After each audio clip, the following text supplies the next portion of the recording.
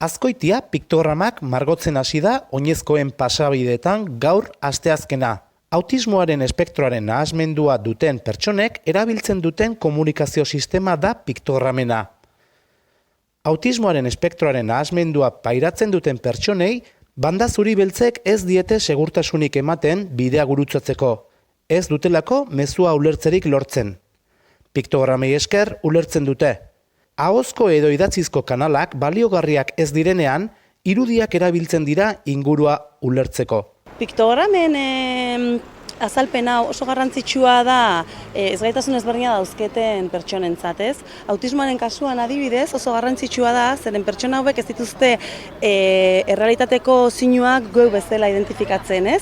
Eta azkenean kaletik dijuztenean eta ikusten dutenean beraientzako ezagunetan piktograma bat, esaten dute, ui, hemen zeo zer esan nahi didate, ez? Eta esaten didate, begelditu, begiratu, autoa dator, ez? Eta beraiek identifikatzen dute eta alerta bat da, ez? Honek esan nahi du beraien autonomia erabat lantzen dela, holako neurriekin oso garrantzitsuak direla.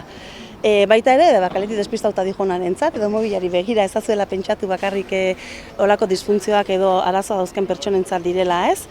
Berez, neurri oso integratzailea eta oso garrantzitsua da.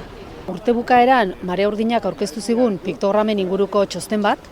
Txosten hori izan pixkat, piktogramak udal eraikinetan eta jartzeko, aniztasun funtzionala zuten pertsonek errezago identifikatzeko eraikinak, eta txosten hortan zeon paso zebra bat, marrazki honen antzekoak zituena, marrazkia berdina ziren, baina erdera zeona, baina ez genion hainbeste ainoko importantzirik eman, gehiago eraikinetan zentratu ginen. Eta gero otsailaren 13an, Marea Urdinako kide batek, Aritzek, bidalizian WhatsApp bat, Santoñako albiste batekin, marraztuta zeuden piktograma hauek erderaz. Eta esan nion, hori euskeraz eukiko bagendu, idatzi nion nik, eta sartu nintzen Santoñako udalean, eta ikusi nun, proiektu honetan Teabial izeneko beste elkarte bat agertzen zen, Teabialeko webgunea topatu nun, eta email bat idatzi nien, esan ez, Azkoitiko udaletik interesa geneukala kai horretan, eta zer esaten ziaten. Eta erantzuna izan zen, bidali ziaten beraiek nor zien, eta euskaraz ere bazituztela.